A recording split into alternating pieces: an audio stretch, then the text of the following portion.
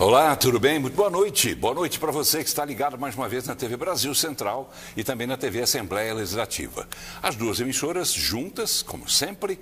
Aliás, a TV Brasil Central está completando 50 anos. Já vou quebrar aqui, não tem script não, mas vou quebrar esse começo do programa para ir falando, porque amanhã a gente não vai ter o programa em função da transmissão do Natal do Bem. Então vou dizer agora, porque na segunda-feira vai acontecer um evento no Palácio das Esmeraldas, auditório Mauro Borges, governador Ronaldo Caiado, vice-governador Daniel Vilela e o presidente da Agência Brasil Central, Reginaldo Júnior, serão os anfitriões de um evento em comemoração aos 50 anos da TV Brasil Central. Nós estaremos lá com certeza para fazer parte dessa festa, né? A Brasil Central sempre fez parte do meu coração, desde quando eu morava ainda lá em São Paulo e ouvia a rádio Brasil Central, a AM ainda naquela época. E depois trabalhei algum tempo aqui na Brasil Central. Hoje eu não sou servidor da Brasil Central, mas faço o programa aqui com muito carinho por conta dessa parceria que existe entre as duas emissoras. Então, segunda-feira vai ser dia de festa, né? Uma festa grande, 50 anos da TV Brasil Central. Coisa boa demais. A gente fala sobre isso ainda no programa de hoje e também nas próximas edições. Mas vamos lá. Eu dizia o seguinte, o assunto de hoje, o programa de hoje, é da sequência, na verdade, a um tema que a gente começou a cobrir desde que a gente voltou com o programa no dia 2 de setembro, depois de um período, digamos, de férias, a gente voltou com o programa reformulado. E no programa, desde aquela época, a gente tem feito programas alternativos, alternando-se para falar sobre vários assuntos. Um dia ele é de entrevistas, como foi ontem, com a presença do deputado Isiquinã. Ele pode ser um programa de debates também, mas não necessariamente para debater, mas para analisar principalmente os fatos que aí estão postos. E esses fatos, queiram ou não, de uma forma ou de outra, eles têm reflexo nas nossas vidas em todo o país. Não seria diferente com Goiânia. Então hoje a gente vai lançar mais uma vez o nosso olhar goiano, digamos assim, sobre esses fatos que estão acontecendo em Brasília, onde se discute a questão daquele projeto de lei antifacção. Tudo por conta do Comando Vermelho, que é uma facção, mas pretende-se que a facção seja considerada também como um grupo terrorista. Tem gente que concorda, tem gente que discorda. Nesse aspecto, então, a gente terá, com certeza, aqui um debate sobre esse assunto que está ainda parado lá em Brasília, até porque governadores de direita, em especial, estiveram lá para conversar com o Hugo Mota, que é o presidente da Câmara dos Deputados, para tentar colocar essa votação, não hoje, como estava previsto, mas para daqui a alguns dias, até que se consiga encontrar um paralelo comum entre todos os interesses, né? Que, afinal de contas, são aqueles interesses seus, telespectador, do cidadão. Mas vamos lá. Aqui no estúdio, para debater essa questão de facção, essa questão de transformá-la juridicamente em terroristas, eu estou recebendo aqui, para meu prazer, dois convidados. Um deles tem uma posição bastante clara, que eu vou deixar que depois ele exponha, advogado eleitoralista, acompanha bem a questão eleitoral, grande amigo, Danúbio Reni. Tudo bem, doutor Danúbio? Obrigado. Boa noite.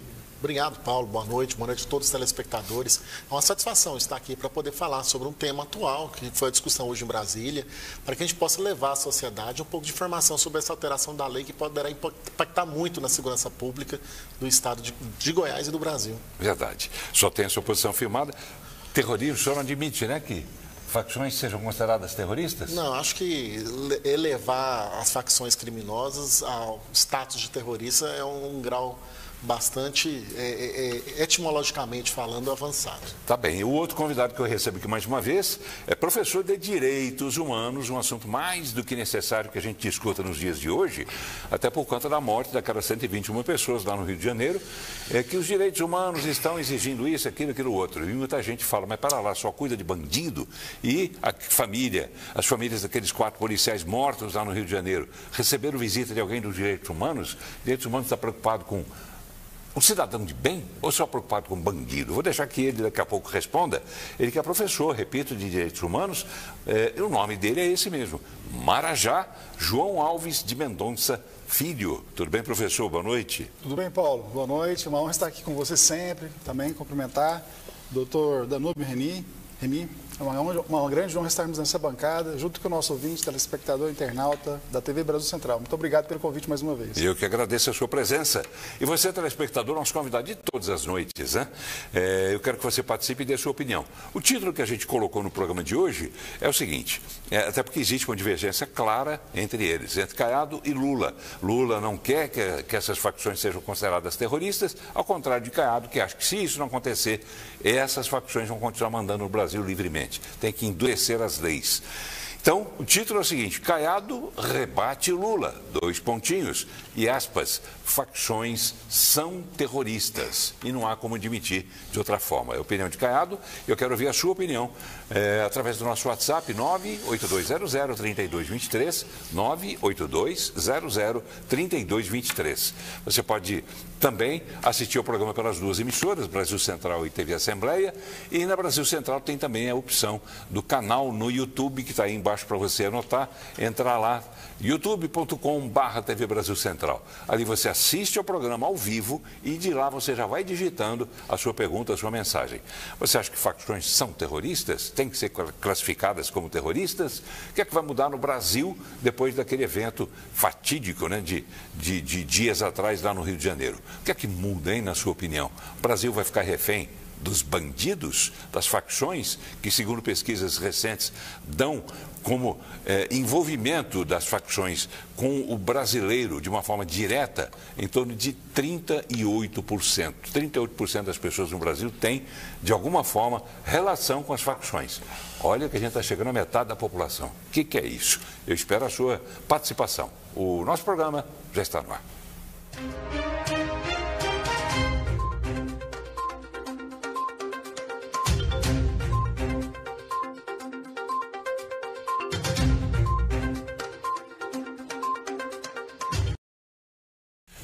Muito bem, então vamos começar. Pontapé inicial do nosso programa de hoje vai ser feito de lá, de Brasília, ao vivo, que é outra característica da TV Brasil Central, né? Com todo respeito pelas outras emissoras, mas a gente procura ir na fonte. E na fonte significa Brasília, significa o Congresso Nacional. Lá está o repórter Alex Atanásio, que vai dizer para a gente daqui a pouco quem é que está com ele lá também, cinegrafista, produtor, enfim, pessoal técnico. Ele foi acompanhar essa discussão que está acontecendo em torno dessa votação do projeto de lei antifacção. A votação estava prevista para hoje, mas não está acontecendo. Alex, conte para a gente o que é que está acontecendo. Alex, boa noite, Alex.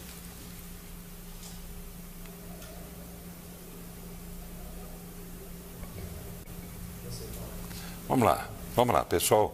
Talvez o retorno, né, não esteja funcionando bem. Vamos cuidar para colocar volume para que o Alex possa entrar e participar. Afinal de contas, Brasília, né, todo dia que a gente tem, né, advogado doutor Danúbio Remy, é importante que a gente vá à fonte, né? É verdade, é importante. E lá está acontecendo agora, estamos vivendo ao vivo e a cores o que está acontecendo em Brasília. Isso é muito importante, porque é um marco. A verdade é que essa lei que estão tentando levar para antiterrorismo, mas que na verdade ela é antifacção, e é muito importante a gente separar os dois termos da legislação. Ela vai ser um marco legal na segurança pública de todo o país. Tá bem, vamos lá. A hora que tiver condições com relação ao Alex, me avisem, por favor, para a gente chamá-lo para participar, dar esse pontapé inicial sobre essa discussão que a gente vai fazer aqui. Doutor Marajá João Alves de Mendonça Filho, professor de Direitos Humanos. Sobre primeiras impressões, antes que a gente tenha atualização delas lá em Brasília através do Alex, as primeiras impressões sobre esse projeto. É bom ou não é? Qual das versões desse projeto é a melhor?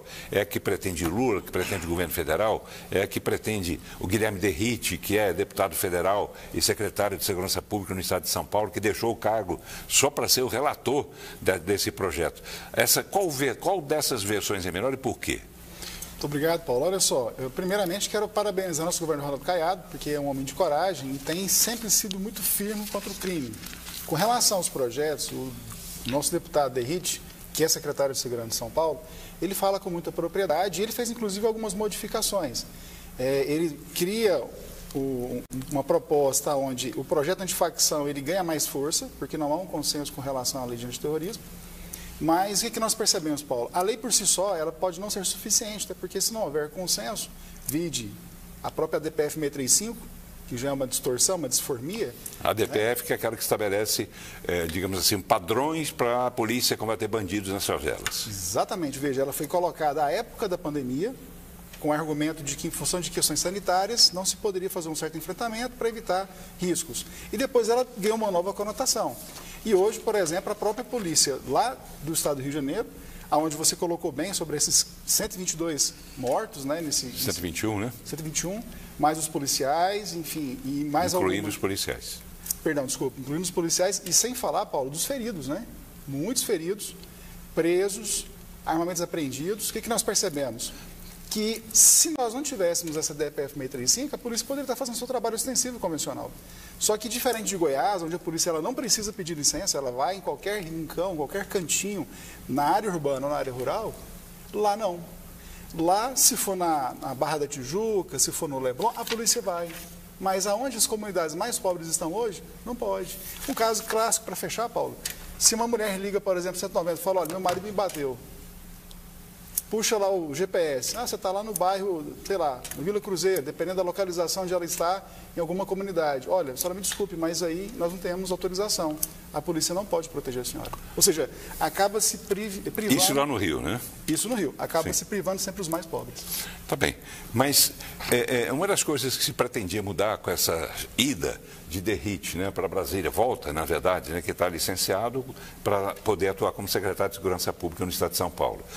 Mas uma das coisas que poderiam ter mudado, e não mudaram, pelo menos até agora a gente não tem essa informação se vão mudar, seria o fato de que a Polícia Federal perderia força no combate ao crime organizado em especial. Até por questões como essa, por exemplo. As ações da Polícia Federal deveriam ser comunicadas às autoridades locais. Então, se houvesse, por exemplo, uma ação da Polícia Federal no Rio, Goiás, Mato Grosso, autoridades aqui poderiam ser comunicadas antes da deflagração da operação, o que no entendimento do diretor-geral da Polícia Federal poderia causar vazamentos e com isso prejudicar as investigações. Ele tem razão, não tem? O que é que o senhor pensa sobre isso?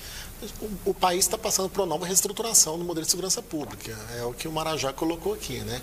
Às vezes o Estado ele passa a ter uma certa restrição num certo tipo de trabalho. E a Polícia Federal, ela tem a sua finalidade específica para apurar certos tipos de crime e certos tipos de situações. Então a gente tem que separar os trabalhos da polícia para que os trabalhos eles tenham não só congruência, mas que eles possam se comunicar para trazer efetividade final no trabalho realizado pelas polícias. Então, essa integração das polícias, são necessárias. Agora, abre-se uma discussão muito forte aí, porque qual é o nível que as polícias estão infiltradas dentro do crime? Porque quando você viu ali, por exemplo, no Rio de Janeiro, por exemplo, drones, né, de facções criminosas caindo sobre a polícia, aqueles drones foram armados por milícias, por ex-militares, por exemplo. Então, nós temos um nível de infiltração no Rio de Janeiro, em alguns estados e em algumas situações, um nível muito alto, que aí deve-se trabalhar essa legislação para que uma investigação não atrapalhe a outra, mas que precisa da integração de todas as polícias, ela precisa. Então, respondendo a sua pergunta, Paulo, eu não vejo um trabalho de dificuldade de comunicação dessas polícias, da Polícia Federal com a Polícia Local, igual a Polícia Federal coloca, mesmo porque ela tem a sua competência delimitada dentro da lei que criou a Polícia Federal. Ok, enquanto a gente aguarda o restabelecimento do áudio, né, porque a imagem a gente tinha, do Alex lá em Brasília, ainda não temos, não é isso? Ok? Alguém me diz, pode falar, não tem problema, não temos. Então vamos trabalhar lá em Brasília para correr com isso. Mas vamos lá, a gente vai falar... também de Brasília, mas é uma reportagem que a gente fez, uma fala que a gente pegou do governador do Rio de Janeiro, Cláudio Castro. Ele defendeu que vai chamar facções criminosas de organizações narcoterroristas. E diz ele, doa a quem doer, ou como preferem os outros, doa em quem doer. Vamos ver. E que me perdoem aqueles, e sem me meter no projeto, facção é algo dos anos de 2000, 2001, 2002. Naquela época a gente podia falar em facção do Derrite. Talvez nos anos 80, 90, a gente pudesse falar em quadrilha, pudesse falar em facção. Doa quem doer são organizações narcoterroristas, nacionais e transnacionais. Muito bem, eu quero ouvir o professor Marajá João Alves de Mendonça Filho. Para quem começou a ver o programa agora, Marajá não é nada pejorativo, é nome mesmo. Primeiro nome, Paulo. Primeiro nome. E o João Alves também é famoso, foi famoso, né? Sim. Um dos anõezinhos do orçamento. Sim. Mas vamos lá. O senhor concorda com o governador? Muda em quê? Mudaria em que, caso fosse aprovada essa condição de mudar de status, como disse aqui o doutor Danúbio, mudaria em que o combate aos bandidos? Paulo, veja bem, quando nós passamos a considerá-los como terroristas, uma série de salvaguardas legais, elas são colocadas em segundo plano. Porque, veja, aqui em Goiás nós temos uma característica bem diferente do Rio. Só para o nosso telespectador, nosso ouvinte que acompanha em casa, às vezes eles não entendem o que é o Rio de Janeiro, né? No Rio de Janeiro, por exemplo, existem diversos bairros inteiros onde milhões, não são milhares, são milhões de pessoas vivem sob controle do crime organizado. Portanto, esse crime muito bem estruturado, com armamento pesado de guerra, .50, como o doutor colocou drones, né, com bombas, fuzis. Essa característica faz com que o governador do Rio, Paulo, ele realmente queira uma legislação que permita um engajamento melhor. Então, assim, no caso do Rio, concordo, para que no Rio de Janeiro isso seja aplicado, não de forma permanente, mas qual que seria o ideal? É só para o Rio? Nesses casos dos locais do Brasil, assim como do Rio, por exemplo, o Ceará que nós comentamos. A Bahia, o Ceará. A Bahia também, você coloca bem. Algumas áreas da própria Amazônia, Mas Paulo. não pode ter lei que valha só para um estado e não valha para outro, né? Aí que está, veja. Fique à vontade. Sim, claro. O espaço está aberto até para um debate. Principalmente para um debate bom. Porque, veja, Paulo, nós temos muitas realidades no Brasil. Nós temos Goiás, Santa Catarina, são estados bem seguros, que isso não seria necessário. Mas para esses outros estados, para fazer um primeiro enfrentamento, dar uma, digamos assim, uma limpada, entre aspas, né? Diminuir a quantidade do crime, permitir que o cidadão possa ter a sua casa acessada, isso é bom. Só para você ter uma ideia, Paulo, para não delongar muito, até algum tempo atrás, se a gente pegar alguns documentários como Notícias de uma Guerra Particular, final dos anos 90, a gente usava muito para trabalhar criminologia com os alunos do curso de Direito. O traficante, ele era um solidário ao morador. Ele pagava o gás, pagava um remédio. Hoje é o contrário. E o doutor Remy colocou um ponto, que é verdadeiro. Não é só hoje o criminoso, não. Existem milícias que também são criminosos. Porque se está fora da lei, ele é criminoso. Tem que ir para a cadeia. Então, qualquer um que haja fora da lei tem que ser preso, devidamente processado. Portanto, Paulo, hoje eles já limitam, para concluir, até a compra do gás. Você não pode comprar o gás, você tem que comprar o gás, água mineral. O carro do lixo não sobe mais porque eles colocam barricadas. Quer dizer, nós precisamos devolver. O senhor quer considerar isso como terrorismo? Isso é equivalente a terrorismo. O absurdo, concorda, Paulo? Eu não sei qual é a discussão que nós estamos tendo quanto à questão etimológica, né, do significado da palavra terrorismo, ou então a outra palavra que está se dando. Mas eu perguntei isso, exatamente isso. Caso haja uma mudança, porque assim, o terrorismo... Mudaria o que no combate ao criminoso? Porque qual o item que mudaria? O terrorismo, ele vem assim como uma medida extrema de combate a preconceito, a discriminação, a xenofobia envolvida com crimes, às vezes de ódio, às vezes sem nenhuma razão de ser. O que nós temos no Rio de Janeiro e o que nós temos ali é muito mais grave, às vezes, que terrorismo. Então, a gente tem que analisar qual que é o sentido dessa discussão entre os dois melhores governadores do Brasil. Em caráter de segurança pública, o melhor governador desse país em segurança pública chama-se Ronaldo Ramos Caiado, e o segundo é o Cláudio Castro, de um querer colocar a palavra terrorismo e o outro narcoterrorismo, né? Porque quando você fala narcoterrorismo, você vem aqui com narcótico misturar droga com terrorismo, porque ali não tem preconceito nenhum, não tem xenofobia, não tem... ali nós temos organização criminosa que está sendo elevada ao grau de facção criminosa. É a primeira vez nesse país que reconhece a palavra facção criminosa. A pena, o crime de terrorismo no Brasil, ele já existe desde 2015. A lei foi estabelecida com pena de 12 a 40 anos. Agora, nós estamos elevando o grau da organização criminosa para 12 a 30 anos. Agora, se quer discutir a punibilidade e elevar a pena para a mesma de terrorismo, pode levar até 50 anos. A hora de emendar a lei é agora. Então, a discussão não é etimológica, é a prioridade que o Estado vai dar para o combate ao que o professor colocou aqui. Nós não temos terrorismo em Goiás, ponto. E não temos, por ter a melhor segurança pública do país, sequer facção criminosa. Tem as infiltrações dela. mas ela não sobrevive aqui no estado de Goiás. Mas no Rio de Janeiro, ela predomina acima do estado. Então a lei, ela vem para quê? Para poder aplicar, principalmente, penas mais duras, certo? Para organizar, desconsiderando que antes era organização criminosa, para considerar facção criminosa a um patamar da lei de terrorismo. Doutor Danúbio Remy, eu vou aproveitar a sua presença, seus grandes conhecimentos, para tentar entender uma questão. Isso no Rio de Janeiro é uma organização criminosa? Antes da lei existir, hoje é considerada organização criminosa. Armada? Armada. Aí vem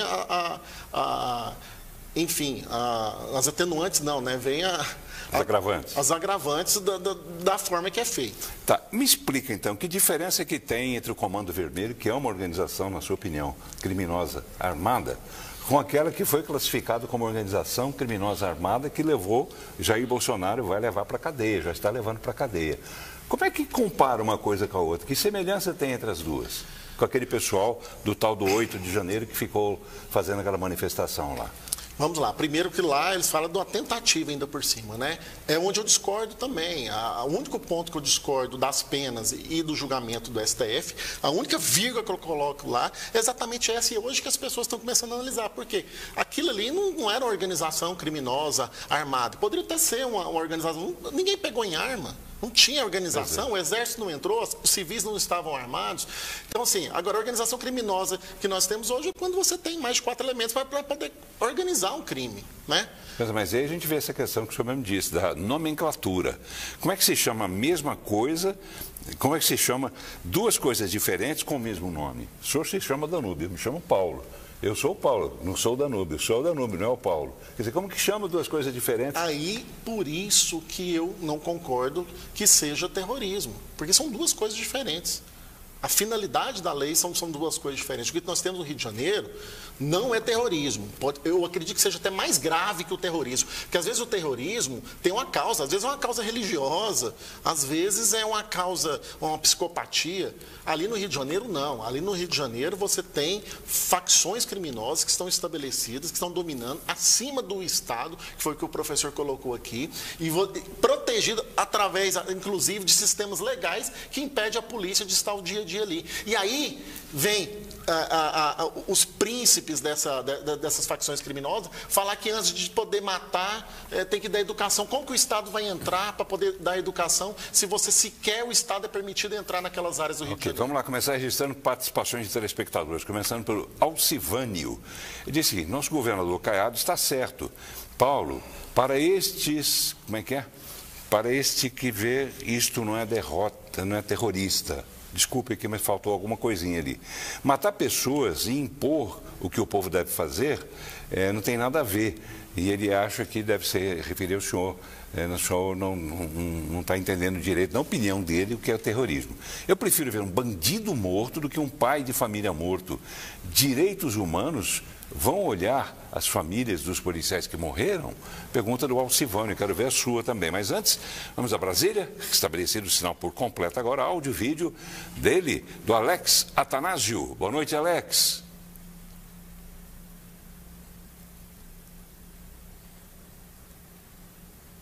Olá, Paulo. Boa noite para você, boa noite também para os nossos convidados, eu, Glauco, também o professor Marajá. Pois é, Paulo, estamos ao vivo aqui de Brasília.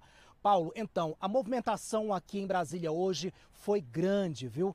Logo pela manhã, governadores de direita chegaram aqui em Brasília, desembarcaram aqui, tiveram uma reunião no Lago Sul, aqui em Brasília. Participaram o governador Ronaldo Caiado, o governador de Minas Gerais, Romeu Zema, também a participação de Jorginho Melo de Santa Catarina e também o governador do Rio de Janeiro, Cláudio Castro, estiveram aqui hoje. Paulo e telespectadores, esses governadores de direita estão muito preocupados com a questão da segurança pública no país, com o que eles consideram como uma inércia do governo federal para se tomar uma atitude, mais enérgica com relação à atuação das facções criminosas aqui no Brasil. Então eles vieram aqui hoje para conversar, inclusive, com o presidente da Câmara, Hugo Mota, porque o projeto, o PL das facções, chamado PL das facções, já estava praticamente pronto, Paulo, para ser votado hoje. Os governadores pediram a Hugo Mota um tempinho a mais, aí um prazo de 30 dias, para que eles, governadores, também possam participar da construção, da costura desse relatório final dessa PL até que ela vá à votação. Uma das preocupações dos governadores, o Paulo, é justamente aprovar um projeto de lei, uma proposta consistente, que realmente depois, futuramente, não venha a ser questionada juridicamente. Vamos ouvir primeiro o governador do Rio de Janeiro, Cláudio Castro, que foi um dos que pediram, né, aí a extensão, estender um pouco esse prazo para construir melhor essa proposta. Vamos conferir. Nós viemos conversar com o presidente, então, falar um pouco dos nossos desafios, comentar como era a questão dos projetos de lei, dessas leis nos estados, quais eram as nossas dificuldades e, sobretudo, teve um grande pedido hoje aqui, que esses projetos não sejam votados de maneira tão rápida assim. Nós comentamos com o presidente que não nos interessa em nada aprovar uma legislação, qualquer ela que seja, e ou ela ficar parada no Senado, ou então ela, de antemão, ser considerada inconstitucional. Que nos interessava muito mais fazer um processo de diálogo e de busca de consenso para que a gente pudesse ter projetos efetivamente que nos auxiliassem no combate a essas organizações criminosas.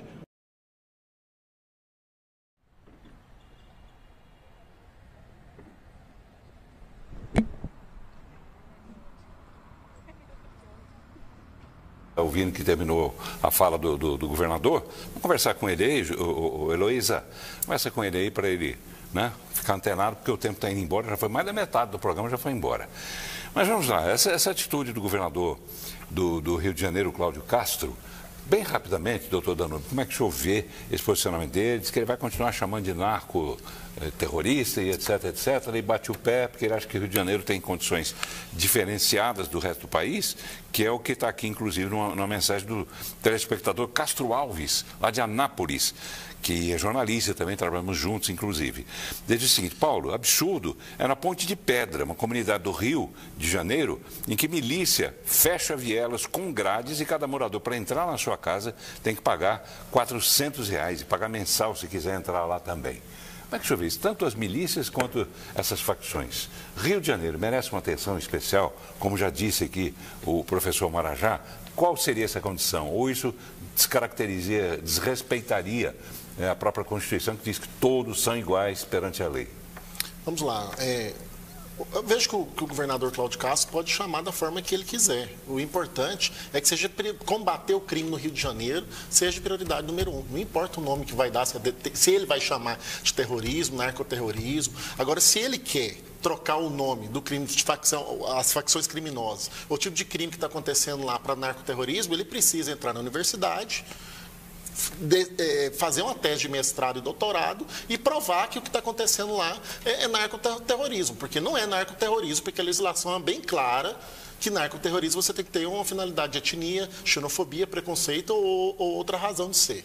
Mas, pois bem, o que importa é ser a prioridade número 1. E essa legislação que foi apresentada pelo presidente Lula e que está sendo em discussão e que pode avançar muito, ela coloca esses elementos, ela coloca pena de agravante de 2/3 quando se trata de milícias, coloca a pena de agravante do dobro da pena para aquele que comanda a facção criminosa. Então eu vejo assim que a pena em si, e só do fato de considerar esse tipo de comportamento como crime hediondo, eu vejo que é muito mais grave e chega a um patamar maior do que a lei de terrorismo no Brasil. Então, não importa qual o nome que se dá, o que importa é a importância que vai se dar e a política que vai se realizar. Ou seja, a aplicação da lei. A aplicação da lei é o caso concreto. É o caso também?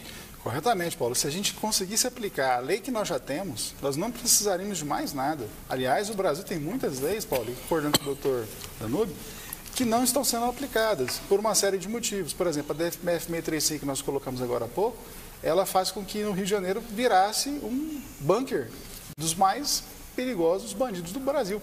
Inclusive faccionados, como o nosso governador sempre lembra, né, daqui de Goiás, que hoje aqui não tem espaço, comandam à distância, estão lá protegidos. Naquela operação, se eu não me engano, 4 ou 7, não me lembro agora, foram abatidos durante a operação. Então, o que nós percebemos é que o Comando Vermelho ele alcança níveis nacionais e até internacionais, mas que as cabeças hoje estão protegidas em função dessa DPF metriz em disformia, estão concentrando todos esses criminosos no Rio de Janeiro. Portanto, Paulo, se nós aplicássemos a lei que nós já temos, se nós permitíssemos que a polícia pudesse, dentro da lei, cumprir, nós já teríamos mais do que o suficiente para fazer uma volta à normalidade para que o brasileiro pudesse ter sossego e fosse respeitado. Tá bem, o que é mais preocupante na opinião dos senhores, começa a ouvir o doutor Danúbio, o que é mais preocupante na opinião dos senhores? É a lei que não precisa mudar, mas ser cumprida e não é cumprida?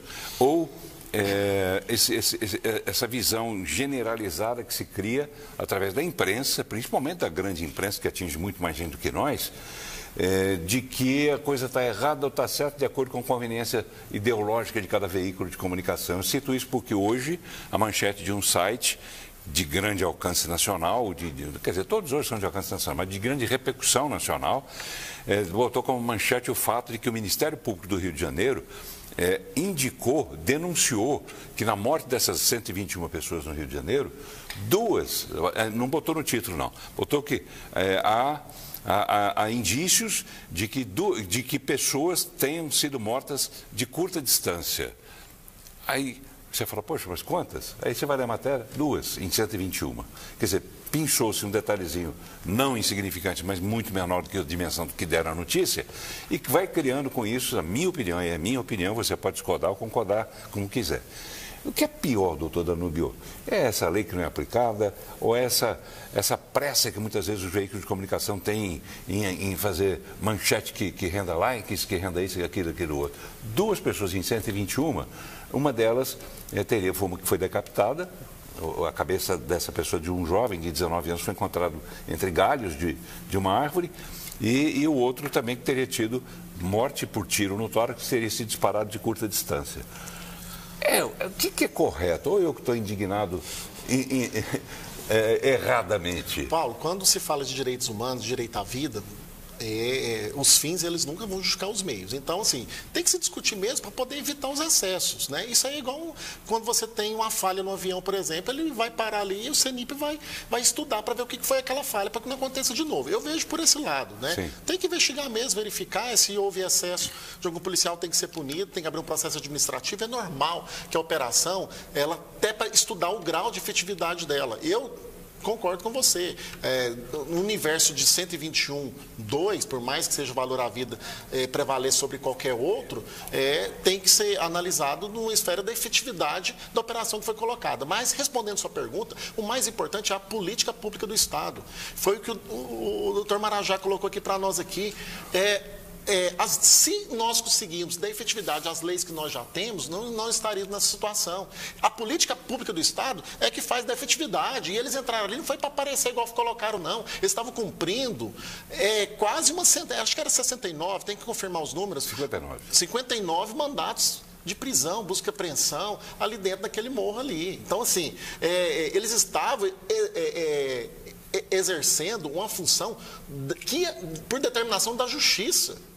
Não só autorizada, mas como determinada. Determinada para a Justiça. Agora, os meios que eles colocou, eu achei proporcional demais, respondendo a sua pergunta.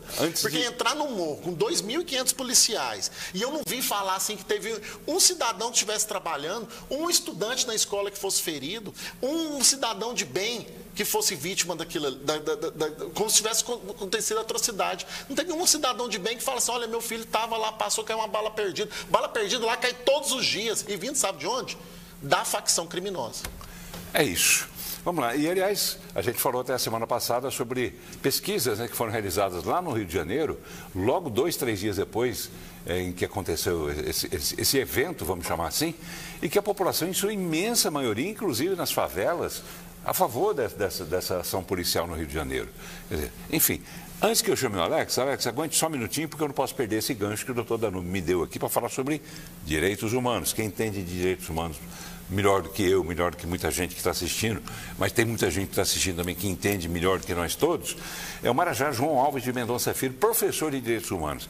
Que história é essa que o tal do direito humano, dos direitos humanos, estão sendo levados tão a ferro e fogo como no Rio de Janeiro, ao ponto, inclusive, de o ministro Alexandre de Moraes sair do Rio de Janeiro e sair de Brasília e para o Rio de Janeiro para ouvir o governador, o presidente do Tribunal de Justiça, etc, para saber, olha, estava tudo certinho, vocês não passaram do ponto. Enfim, que ponto é esse que está acontecendo? Que Brasil é esse? Muito bem, Paulo. Essa levantada de bola é sensacional. Quando nós falamos da valorização dos direitos humanos, é preciso lembrar, Paulo, que o direito de ir e vir, o direito, né, por exemplo, nós temos casos de crianças de 10 anos que são molestadas por traficantes, porque eles chegam e falam assim, olha, sua filha vai se casar com um traficante tal. Eles vão tal dia, vão buscar na sua casa. A população não pode fazer nada. E aí liga para a polícia, não, a gente não pode atuar. Quer dizer, isso é a prova de que essas operações elas vão segurar direitos, inclusive direitos humanos básicos. Quer dizer, da integridade física, da proteção de uma criança, da proteção de mulheres. E são casos absurdos. Nós temos casos, por exemplo, registrados de famílias que têm que levar as crianças para a escola com seus objetos na mochila escolar e não voltam mais para casa, porque o traficante está vigiando para saber se a menina vai fugir ou não. Então, assim, são coisas que a mídia quase não dá ênfase, mas é sobre esse tipo de julgo hoje que essas facções fazem, esse medo de queimar ônibus, né, de matar o cidadão que, entre aspas, né, se torna um X9, se ele suspeitar de que ele colaborou com a polícia. Outro dia uma criança, Paulo, fez uma festinha de aniversário, se reverberou nas redes sociais, fez uma homenagem, a polícia foi à casa da criança, a mãe teve que ir a público pedir desculpa à facção. Senão eles poderiam ser penados. Quer dizer... Pois é, porque a facção pode tudo e o cidadão comum não E aí é pode. onde entra os verdadeiros direitos humanos, Paulo. Porque é uma grande confusão desses direitos humanos distorcidos que acham que direitos humanos é para proteger bandidos. Não é verdade. É para proteger os cidadãos indistintamente, como diz o professor, né, o doutor Danube, para concluir, tratar os iguais na medida da sua igualdade e também os desiguais na medida da sua desigualdade, sobretudo esses mais vulneráveis. Vamos voltar a Brasília, mais uma tentativa. Agora eu tenho certeza que o áudio estará beleza e está tudo bem com Alex Atanásio. Complete as suas informações, Alex, por favor. Vamos lá. Pois é, Paulo, estamos de volta então aqui. Paulo, então, como eu estava falando anteriormente, após o almoço, os governadores vieram aqui para o Congresso Nacional, à Câmara dos Deputados, e o governador Arnaldo Caiado também foi acompanhado pelo vice-governador Daniel Vilela, já que o Daniel também tem muita preocupação com essa questão da segurança pública. Caiado, Paulo, defendeu que essa proposta também seja discutida com outros poderes, inclusive com o Supremo Tribunal Federal, para que, nas palavras do governador, essa proposta não se transforme numa utopia. Vamos ouvir. O programa social mais importante para o Brasil hoje é o combate duro e forte às organizações criminosas. Não adianta você ter uma legislação que ela não sente à mesa todos os poderes. A autonomia dos poderes não está sendo invadida por nós. Mas nós, nos nossos estados, sentamos com todos os poderes para discutir assuntos que não podem ficar inconclusos na fila de espera. Então, é preciso que este assunto ele seja abordado com o Supremo, seja abordado com o Senado, seja abordado com o Executivo e com todos e com nós, governadores, porque, na verdade, nós é que estamos à frente do problema, tá certo? Quem tem que responder à população do Estado somos nós. Nós é que fomos eleitos. Nós é que sabemos a nossa realidade, certo? Então, por isso, é um dos pontos que não está, porque aí seria uma outra discussão, mas, sem dúvida nenhuma, pautas outras virão. Mas, neste momento, esse foi o ponto comum de convergência que o presidente aí nos distinguiu aí um tempo enorme para que cada um colocasse suas ideias e que nós pudéssemos ter um projeto que não fosse uma utopia. Paulo, então, o governador Arnaldo Caiado também defendeu aqui em Brasília o seguinte, essa questão de equiparar, né, a atuação das facções criminosas com terrorismo. Essa que é uma questão, é um item, Paulo, que os governistas, né, têm aí uma resistência. Mas o governador Ronaldo Caiado disse que, se eleito for presidente da República, em 2027, ele vai mandar um projeto aqui para o Congresso equiparando faccionados com terroristas. Vamos acompanhar. Eu sou defensor de que se inclua o terrorismo, mas eu não estou no plenário, eu sou um governador. Então eu gosto de separar bem as coisas. Eu já fui deputado e senador. Então quem constrói o texto é o relator. O que eu disse é que esse tema, ele tem hoje a aprovação de mais de 80% da população, certo?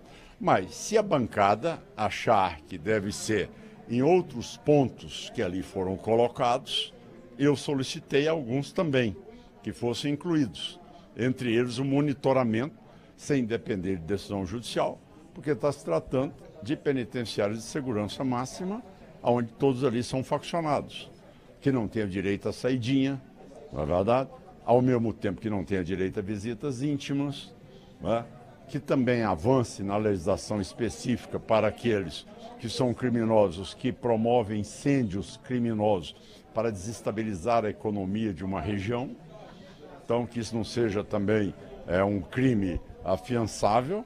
Já esperou-se demais. Pela primeira vez o governo manda um projeto aqui antifacção. Então, se na verdade é antifacção, vamos estender todos esses itens que aqui acaba de colocar.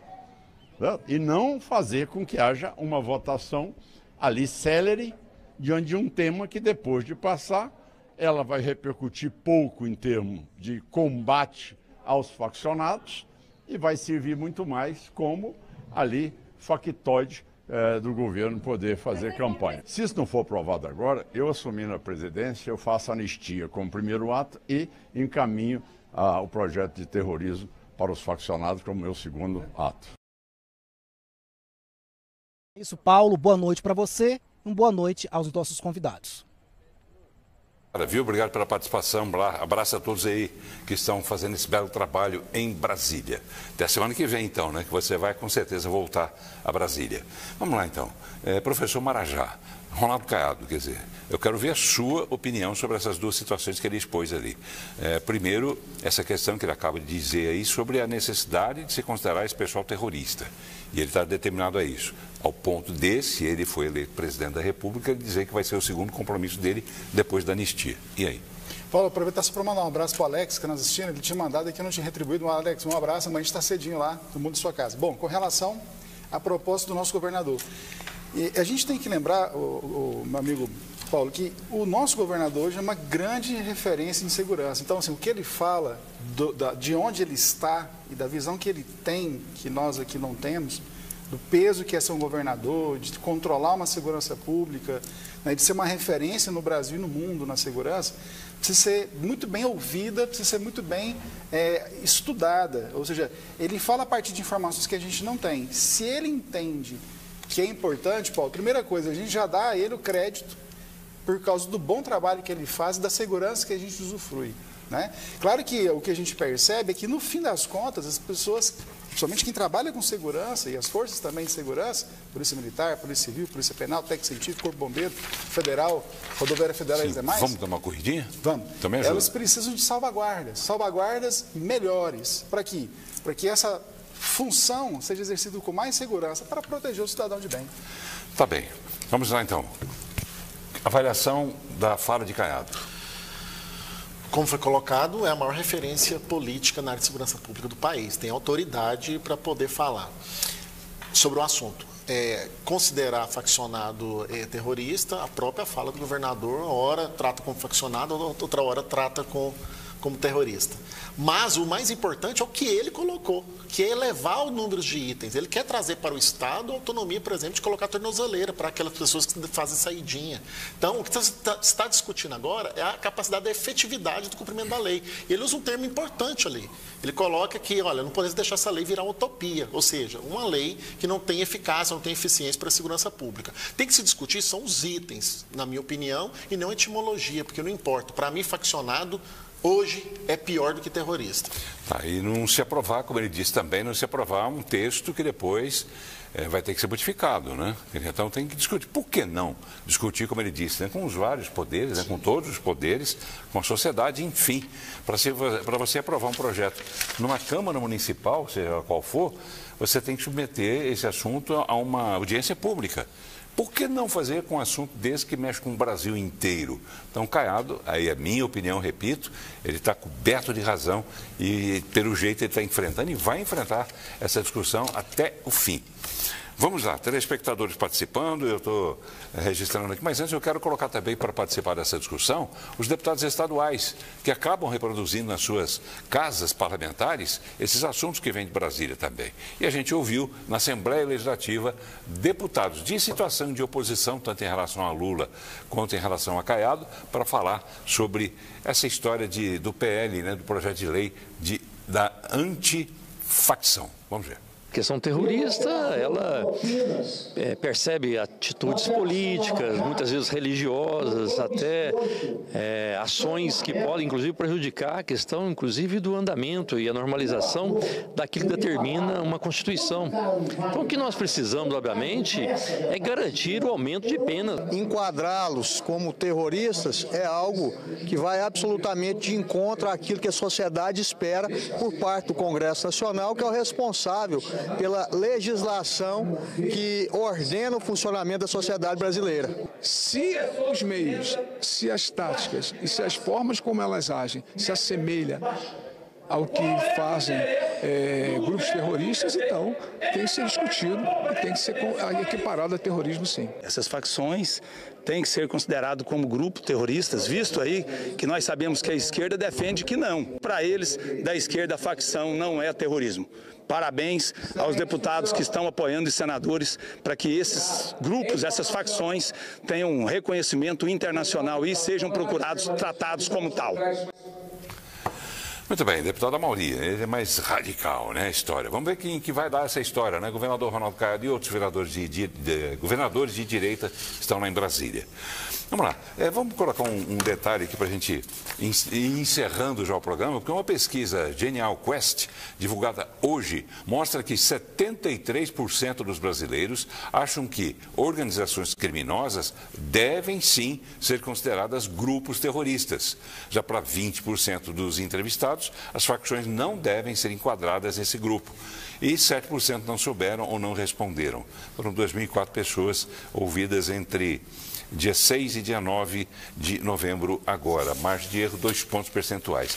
E essa pesquisa Quest, realizada nesse mesmo período, divulgada hoje, mostra que houve um freio na melhora das taxas de aprovação e desaprovação do governo Lula. O estudo repete resultado divulgado terça-feira pelo Paraná Pesquisas, que também registrou a mesma tendência. E a gente está aí com a imagem, o nome. O site pelo jornal digital Poder 360, que é dirigido pelo Fernando Rodrigues, que era jornalista da Folha de São Paulo, que eu tive o prazer de entrevistar, inclusive, na época do Jornal do Meio-Dia. Profissional dos mais sérios, eu leio todos os dias. Mas essa pesquisa confirma, então, do Paraná Pesquisas, as duas, né, pesquisa Quest, dizendo o seguinte: 50% desaprovam a administração do petista Lula, outros 47% aprovam, 3 não souberam ou optaram por não responder, margem de erro também de 2 pontos. Ou seja, por esse quadro, deixa o quadro aí, por gentileza, a gente vê que a aprovação de Lula lá atrás, eu não vejo a data aqui agora, mas ela era maior, mas muito próxima da taxa de reprovação, lá no início, do lado esquerdo do seu vídeo aí.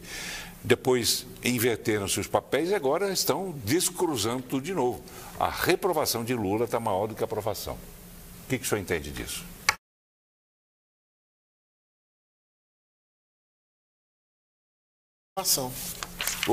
Em função de quê?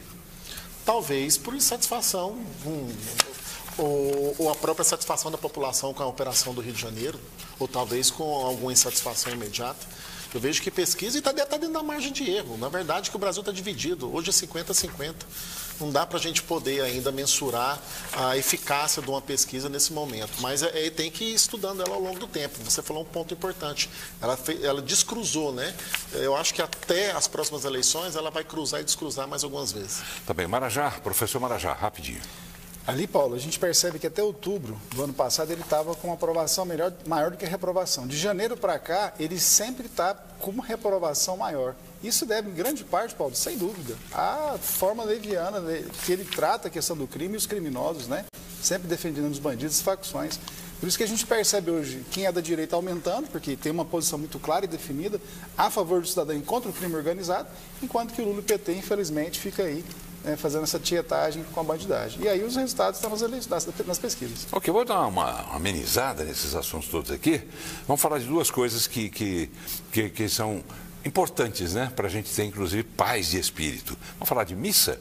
Missa, tá bom, tem gente que é evangélico, não vai à missa, mas não tem nada que ter alguma coisa em contrário. A missa é uma missa celebrada, o senhor teve lá na Assembleia hoje de manhã, não? Teve na missa? Acompanhei.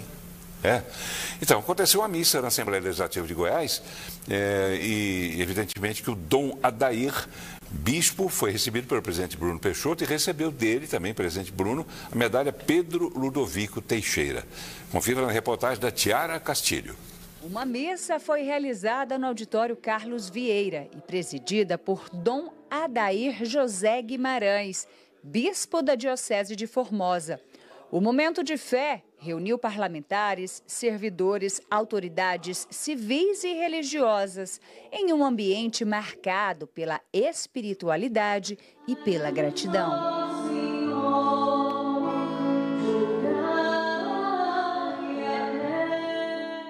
Durante a celebração, Dom Adair destacou a importância de manter valores cristãos e éticos na vida pública. Em sua homilia, o bispo ressaltou a necessidade de uma atuação política comprometida com o bem comum e o serviço à população. A igreja sempre valorizou a autoridade. A igreja sempre ajudou a construir os bons reinados e a boa democracia. Então, celebrar aqui na Casa de Leis do nosso Estado é uma graça, uma bênção. Nesse lugar onde os deputados trabalham, a legislação próprio Estado faz toda a averiguação da administração estadual, fazendo esse ponto de empenho pela responsabilidade que o povo lhes conferiu pela eleição. Sou muito grato por esse momento e peço as bênçãos de Deus para todos os nossos deputados, aqueles que são seus assessores e todos os serventuários aqui da Assembleia Legislativa do Estado de Goiás. Ao término da celebração, a Assembleia Legislativa prestou uma homenagem especial a Dom Adair, que recebeu a medalha Pedro Ludovico Teixeira, uma das mais altas honrarias concedidas pelo Parlamento goiano.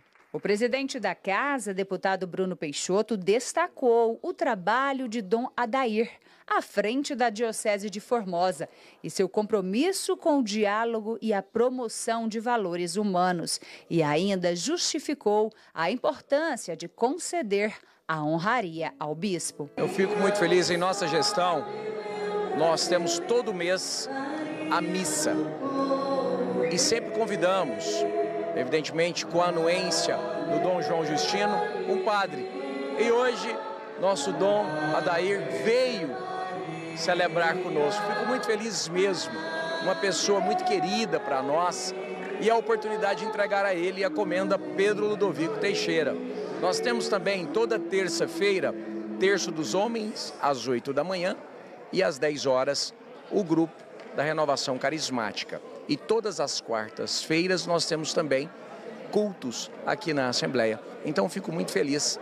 Buscai primeiro o reino de Deus e tudo mais lhe será acrescentado. A missa reforçou o papel da fé como elemento de união e reflexão no ambiente político.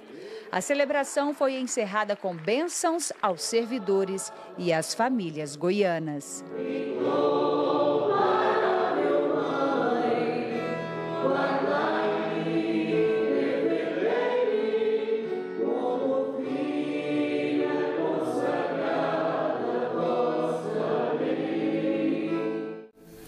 É isso, né? Cuidar do espírito, né? é necessário.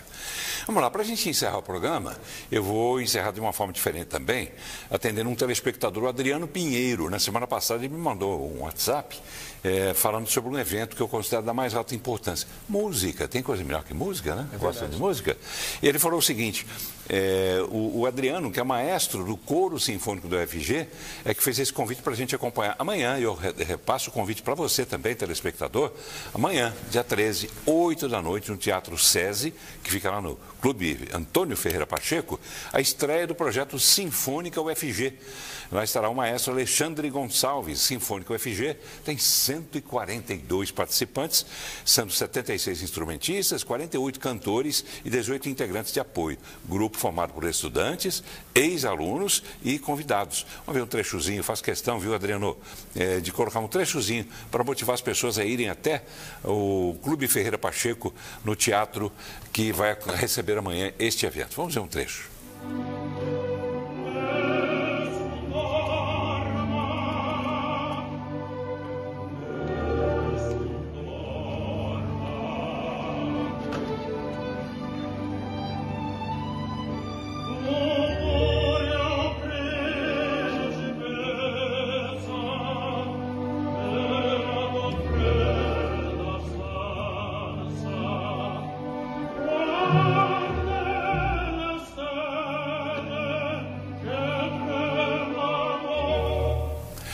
Muito bem, muito legal, estou fazendo assim um sinalzinho de muito bom, muito bom. A distância já deu para perceber que vale a pena, né? Vá lá amanhã então no Clube Ferreira Pacheco, nesse teatro do SESC, como é que é? Não posso ter a informação errada não, tem que ver aqui.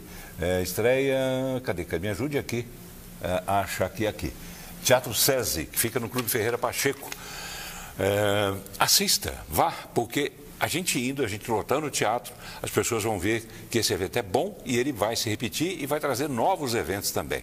E a gente precisa de música, né? Música é bom para a alma. Danúbio Remy, advogado e eleitoralista, foi um prazer receber, obrigado por ter vindo. Prazer, Paulo. Obrigado a todos os telespectadores, professor Marajá João está aqui presente com a gente. Importante o debate, contradição do fenômeno, a livre exposição das ideias, para que a gente possa sempre poder avançar na nossa sociedade. Boa noite a todos. Paulo, agradecer a você, agradecer ao nosso amigo, doutor Danúbio Remy, a nossa equipe técnica, Heloísa, e você que está em casa. Né? Aquele abraço, uma excelente e abençoada noite a todos. Tá bem. Telespectadores que mandaram mensagem, vou ler rapidinho aqui alguns do canal do YouTube. Paulo, boa noite, sou Paulo Sérgio do Jardim América. É difícil, hein? Difícil. Você está falando que é difícil ver um advogado defender o tráfico, o crime? O senhor defendeu o tráfico, o crime aqui? Jamais. Pelo contrário, eu quero que aumente a pena para 80 anos. Estou de acordo com o governador Ronaldo Caiado, que tem que potencializar as medidas. E ele faz o seguinte, 8 de janeiro é terrorismo, batom, aquele da Débora? Aquilo é terrorismo? Não. Para merecer aquela punição toda de 14 anos? Não. Não. Esquerda sempre com os mesmos argumentos, defende sempre o bandido, romantizam para sempre. Enfim, 8 de janeiro também escreveu os mesmos argumentos. Enfim, obrigado, tá, Xará? Um abraço para todos vocês. Amanhã não teremos o programa, porque iremos transmitir a abertura, o evento, digamos assim, eu ouvi isso do motorista que nos trouxe aqui hoje, uma van premiere do que será o Natal do Bem, que é promovido pelo governo do estado de Goiás. E acontece no Centro Cultural Oscar Niemeyer. Está lindo, já passou por ali? Acabei de vir de lá, ótimo. Está lindo, né? A decoração está linda, cores e mais cores, aquela profusão de cores, como diria a nossa saudosa colunista Maria José, do Jornal Popular.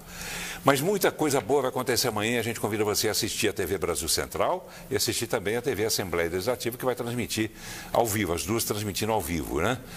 Está piscando ali embaixo, isso. Então amanhã não teremos o programa, mas a gente volta terça-feira que vem com debates. Um abraço a todos vocês. Tchau. O PSB acredita na força das mulheres. Somos mais da metade do Brasil e está na hora de ocupar os espaços de poder. Vem lutar com a gente, se filie ao PSB e faça parte dessa mudança. O PSB defende a maior participação feminina na política. Nós, mulheres, precisamos ocupar os espaços de poder para fazer a diferença na vida das pessoas aqui em Goiás.